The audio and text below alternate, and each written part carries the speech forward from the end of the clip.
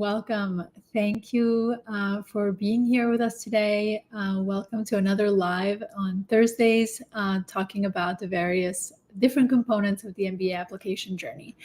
I am Susan Berishaj, founder of C Admissions, and today I'm going to be talking about the choosing the right business goals that align with your career goals. I know some of you are going through the interview preparation process, so this can still be helpful when you have offers next month to decide what is the right school for you to select, but particularly this can be helpful for those who are thinking about their career and their application journey as of next application cycle. So round ones, round twos for the new cycle itself. As usual, I have prepared a few slides, a few talking points for today's live. And before we get started, I just wanted to give a bit of logistics.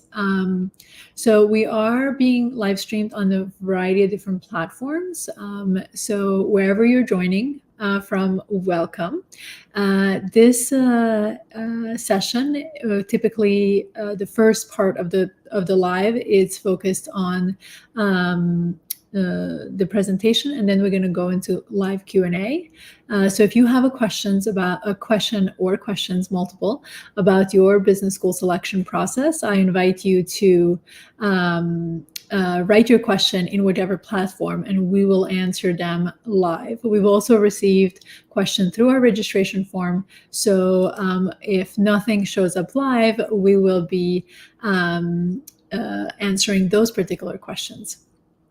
So a little bit about me. I am the founder of C Admissions. I've been a coach for about 8 years, an admission coach for about 8 years, and I help applicants who are targeting top 20 business schools.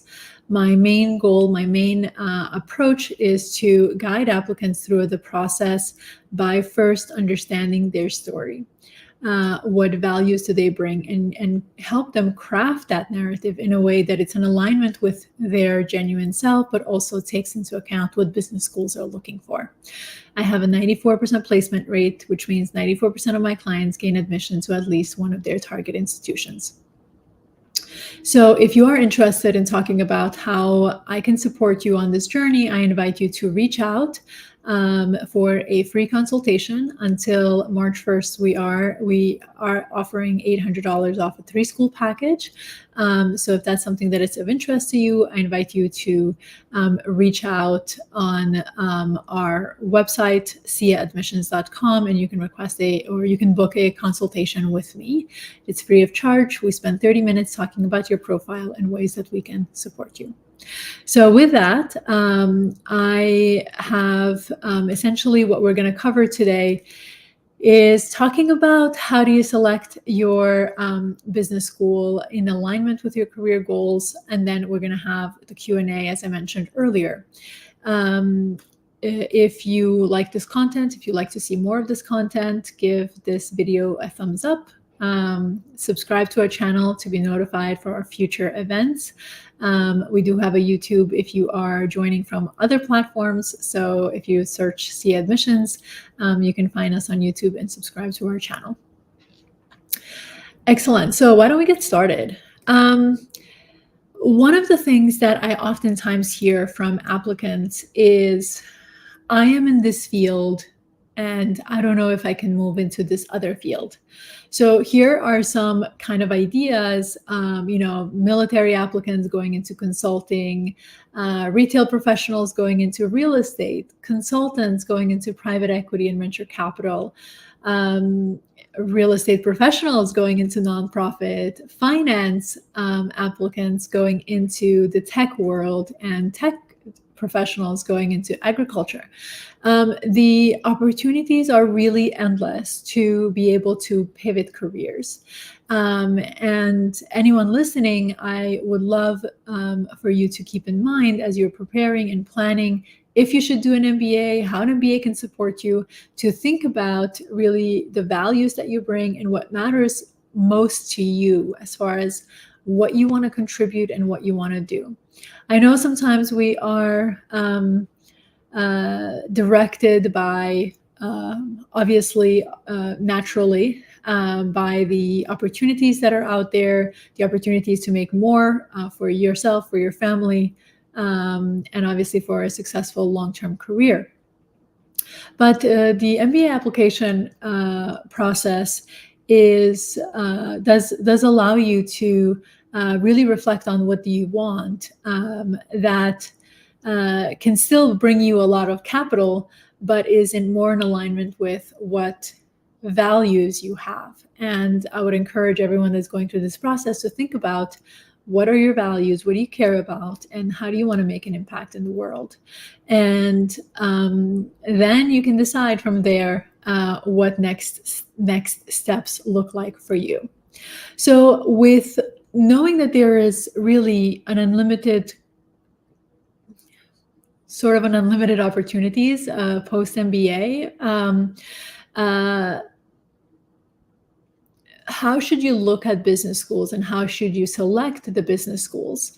The ones that I mentioned, and obviously there's a lot more that I didn't mention, but how they selected their business schools were from looking at a business school as a tool, not as an end in of itself, meaning sometimes I hear prospective applicants talk about, I really want to go to Harvard, I really want to go to Stanford, I really want to go to Wharton, but can't necessarily give the reason why beyond it's prestigious, which, of course, it makes also a lot of sense.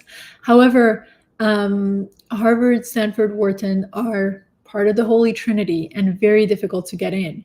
That doesn't mean that you only need a degree from those schools to be able to have a successful career, because of course, if you're only focusing on those, you are limiting your pool, as well as limiting the opportunities for yourself to make this transition or grow within your existing career. So the individuals that I was mentioning earlier, some of the things that they did when they were looking at the school selection is really focusing on the opportunities the MBA offered for their short and long-term goals. So if you think of it from that perspective, you're really looking at the MBA as a tool, helping you get to the long-term plan, as opposed to looking at it from the perspective of its prestige, its brand name only. Of course, those matter, but they're not the end all be all, as I mentioned. So when you look at the opportunities for the perspective of your goals, you want to look at obviously the quality of the education, are classes in your field of interest that will allow you to gain the skills that you need to make the pivot, particularly for those individuals who are looking to make the pivot, or even those individuals who are looking to grow within their existing field. And what other opportunities are there in that at that particular institution? You're also going to be looking at the strength of the network in your desired industry. So there are some outside, of course, of consulting, tech, and finance that are very prevalent across all business schools, with some having slightly more focus than others. The idea here is that you want to look at the network a bit more on a niche perspective. So what I mean by that is, if, let's say, you want to work in technology is very broad and can be used in any different fields, but maybe you want to work for a big tech company. But even if you look at that perspective, what kind of role do you want to have within that, within Google, for example? So going through this process and recognizing what do you want to do, what's your short and long-term goal, not just the industry, but also the job itself. What is the function that you look to hold, and then what is the network? What are the resources that the business school that you are targeting offers? Obviously, you sometimes, for some particular individuals, for some career paths, there are no paved path like the consulting, right? So obviously consulting is a very structured recruiting process. There are other industry that they're less structured, but you still want to have access to the right resources. So understanding what are those resources that the business school offer, and how can you do you have an opportunity to tap into that, into those resources. And then, of course, the reputation and brand. I did say earlier that, don't make a decision solely on brand, but I recognize, of course, that the brand does carry weight. It does open doors, and that makes a lot of sense as well, in your application, in your business school selection process, but don't make it the only box that the school matches. And then, of course, the return on investment. The return on investment is not just what job am I going to get post-MBA. Of course, that matters because that's the starting point. However, what is the long-term ROI? What are my plans? You should ask those kinds of questions. What are my plans, and how is this business school going to not only support this next transition, this post-MBA job, but how is it going to support me long-term? Perhaps you are someone who is looking to have maybe spend a couple of years in the United States and then travel abroad to work somewhere abroad, right? Or outside the United States. A part of your criteria should be the school's reputation in that region that you are looking to be a part of in the long term. Are there going to be resources? Is there going to be a network that you can tap into once you get to that next chapter in your professional development? That is all part of your evaluation criteria now. So you're really looking at an MBA not from the perspective of your short-term goal, but also take into account where you want to go long-term. So how should you obviously select your target business school? Let's dive a little bit deeper here. So in the goals alignment, obviously the first step before you can do any of this is to look at what are your goals? What is it that you want to do? What are your short-term, long-term careers, and what are the resources available to achieve those goals when it comes to business school selection? So what are the leadership development opportunities? Typically, an applicant that is targeting a full-time traditional MBA program is going to have about 5 years, on average, about 5 years of work experience, where you may or may not have had the opportunity to have a traditional understanding of a leadership role. But even if you did, you still want to develop it further as a leader to get to whatever ambition that you have, short and long term. So what are the opportunities this business school has that will allow you to get those leadership, that leadership training? What does it look like, and does it align with you? Like I mentioned earlier, what does the network look like in your desired field, in your desired geography, so that you can make that long-term ROI? And then what is the culture, and what are its values? This is really important because when a business school does interviews, and I know some of you who are in the process of interviewing for the schools that you have applied to, part of that interview evaluation criteria is, do you match the culture of the school? Do you embody that culture? So to have a much more successful outcome post-interview, you want to make sure that in your initial phases, you are selecting schools that do match that value, so that you obviously have a higher return on investment of time, capital, and whatever else you're gonna use to get to an MBA. Obviously, career support, particularly those individuals who are looking to transition industries or looking to transition geographies. You do need career support to make that pivot and make that transition.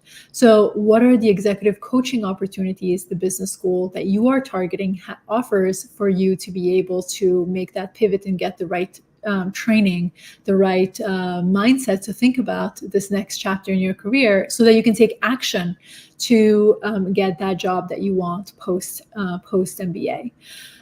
You're also going to look at the obviously job search support and placement support interview preparation, those kinds of details that will help you with tangible opportunities for you to really prepare. Are they going to be what kind of opportunities, what kind of career support specifically does the school offer in that particular area that you are interested in? Access to the right network, as I mentioned. How engaged are the alumni body? Are you going to be able to tap into that network for your career transition? Industry-specific support. Some schools do have industry-specific experts who are in the career services department to help you, and they have a specialization in that particular field that you may be interested in. So what kind of resources, again, does the school offer? And of course, employer relationships. If a lot of the schools post, if not all, but at least their top employers that recruit on campus, is your future employer on that list? Start looking at those because that means that's the relationship. And if they're not on campus, how comfortable or how possible is for you to work with the career services to gain access to the employer that you are desiring to work for post MBA, or even for your summer internship. Campus culture is huge. And this is the last point that I will make because I know that I'm running out of time and I want to get to some questions. So start typing your questions in as I'll get to your questions immediately after the slide. So campus culture is huge in the application process. There are some schools that really have a collaborative culture, other schools that really attract a certain personality type. And you need to know yourself, first and foremost. Where do you thrive in most? What kind of culture do you want to be a part of? And then only look at schools that match that culture. But before you can do that, you're going to see collaborative culture at every school, right? So how are you going to discern? That's going to be definitely a question. You will need to do a lot of research, and you should start your research early so that you can really discern where is an environment that is going to be nurturing to you so that you can feel successful being a part of that environment, but also that you can leverage that support system to help you in the next chapter and many other chapters that you will go through in your career. So understand, obviously, the culture and the values. Talk to current students, talk to alumni, attend online and in-person events where possible, speak with admission representatives where possible, and you're going to discern patterns and themes that show up in these conversations. So how can you discern patterns? Well, that means you have to have multiple conversations with representatives for a single school, right? And then you have to multiply that by however many schools that you're going to be applying to, because that's the only way you're going to see patterns. Because obviously you don't want to make a decision based on one conversation, right? You do need to have a few conversations to be able to do that.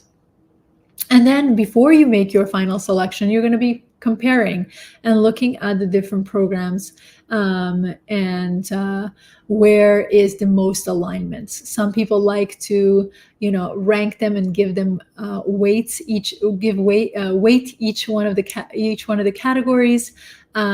So look at what makes the most sense to you as far as organizing your research, but you do want to compare programs and look for the ones that are highly matched with what's important to you.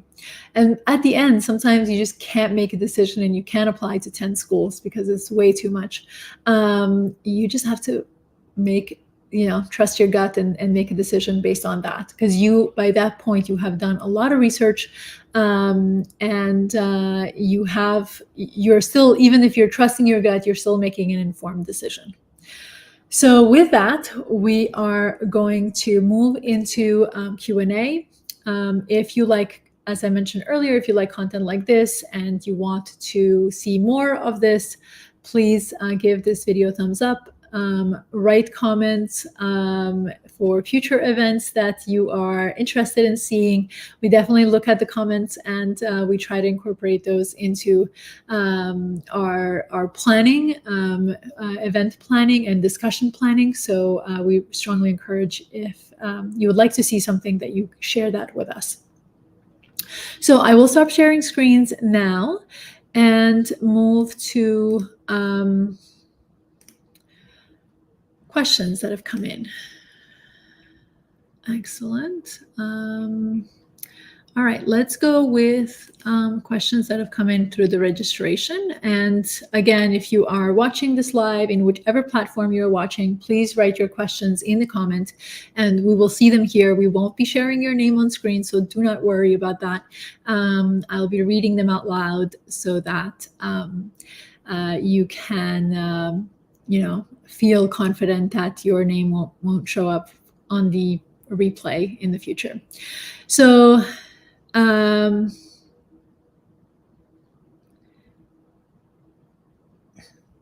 so there was a question that has come in. How can I be purposeful in my school selection to build the life and career that I aspire to? I would suggest that you go back through the presentation and look at the different components and make sure that you're staying true to yourself as much as possible in that selection process. I know there are some schools that you may say, well, I know that this may not be exactly in alignment with all the things that I want, but I really want to apply. And that's okay. You're making an informed decision that way, but it shouldn't be all of your selections. So go through the presentation, the different components. First and foremost, you can't go through that without self-reflection first. So go through a self-reflection exercise. What do you want? What do you don't want? What's important to you? What experiences you need? What kind of exposures would you like? And then start doing your research on schools. What happens every single time is when you start researching schools, you're really captivated by how amazing the school is, which is normal. But what I don't want is to be entirely persuaded by that marketing of the schools on the school's website, and really focus more on what you genuinely want. And then let yourself be persuaded by the marketing, but at least you have done your self-reflection first. Excellent. So given my background in marketing and social media, how can an MBA help me pivot into a leadership role within a tech company? An MBA can absolutely help you pivot into technology, into the tech space. I will say technology also needs social media and marketing. So if that's something you're interested in, you can totally make the pivot. But if you're interested in something entirely different, that's totally okay as well. And an MBA is going to offer you the classes, so the official training around the various different topics on what you're interested in, but also it will offer you the hands-on experiences that you may not have had before, as well as, of course, connection to those industry leaders in that particular industry. So in technology, in your particular case, so you will have not only the formal training, the hands-on learning, but also the community of like-minded individuals who are interested in that same space as you are. Excellent.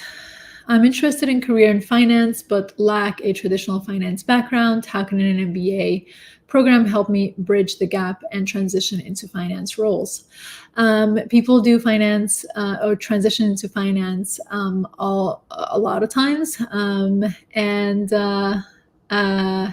the school can definitely help you. I would look at also additional courses if you're interested in making the pivot. The finance world loves the CFA, so you may want to look into that, especially if this is a field that you're not just exploring, but rather you are serious about. the CFA is hugely important, and can definitely demonstrate that your commitment to finance, because it's a lot of self-discipline to be able to study enough to pass those very challenging exams. But you don't need to, and in most situations, people don't get the full CFA designation by the time they apply, or even sometimes by the time they graduate, because obviously you have a lot on your plate. At least showcasing that you are studying for it, you have passed one level, those are all moving in the right direction to help you make the pivot. Excellent. How can I assess if a specific MBA programs align with my career goals and aspirations? Definitely you want to have conversations with individuals on the ground. So if you know exactly what you want to do, most schools have clubs associated with that career that you are interested in. I would strongly suggest, as a starting point, that you connect with the career, with those professional clubs associated with your career aspirations. Have discussions around what do they offer, what experiences have looked like for them, because those professional clubs are run by students, meaning they are going through the process of what you will be going through once you are in that MBA program, and understand what those offers are. Obviously, also you'll see they are representative of essentially your peer group. Do you feel like you connect with those individuals? Do you feel like you can be friends with them? And do you feel that they would be supportive of you in your future? So those are components, in addition to what I mentioned earlier, to make sure that you are selecting the school based on its alignment with your career goals and aspirations. Excellent. And we're going to move with the last question. Are there specific courses or concentrations within the MBA program that cater to certain career paths or industries? Most business schools will have a concentration, a pathway, a track. Every school kind of names them differently, that can help you demonstrate commitment to that field, particularly if you're transitioning. So look for those concentrations, pathways, etc., whatever they're called for those schools that you're looking at. Look at what those offers look like. Are they in alignment with what matters to you, what you're looking to gain before you make this transition? So definitely you have an opportunity to do that. Schools also do have dual degree programs. I know those are a little bit tougher in the sense that it's a longer commitment, first and foremost, and you have to submit 2 applications for every one school. So for example, if you're doing healthcare and an MBA, you would have to apply to both the healthcare program outside of the business school, right? So other master's program, and the business school itself, and be admitted to both in order for you to get that dual degree in of itself. So there are definitely a lot of different ways to demonstrate interest, so that you can really leverage that MBA and make that transition as successful as possible. One thing I will say, that everyone going through this process, whether you're interviewing now or will be applying in the future, next year or whenever, you have to remember that you will get out of an MBA as much as you put in. So don't go in expecting that you are going to be handed anything.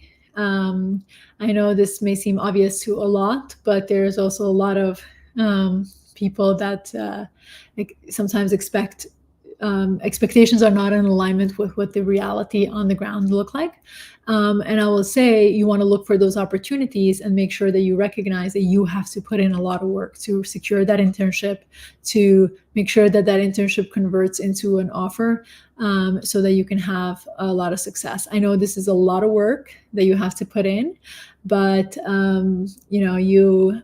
everyone must pay their dues. I guess that's the That's the statement we tell ourselves when we're asked to do a lot. So is it worth it for you? And if it is, obviously you're going to make the choice to, pay your dues for long-term success. So with that, I'm going to end this call. Next week, we're going to move into a slightly different topic, but still obviously business school related. And this is going to be a topic for those applicants who are considering deferred MBA. So this is for college students and master students in their last year of study. Those who want to secure an MBA 2 to 5 years before they start the program, they can apply now through the deferred program. And I'll be talking about how to make sure that you're submitting an application that is reflective of you, but also in alignment with what a deferred program looks like or looks for, which is slightly different than a traditional MBA program. So if you yourself are going through this process, or you know someone who is, share the invitation, and let's talk about the deferred program. So thank you again for joining us. If you want to have a conversation with me, please go to my website and register or book your call with me. Until March 1st, there is $800 off a 3-school package for the new application cycle. So for those who are applying in 2024, 2025, if this is something that you're considering, definitely want to take advantage of the savings. So until next week, have a wonderful rest of your days or evenings, wherever you're joining from, and we'll connect soon.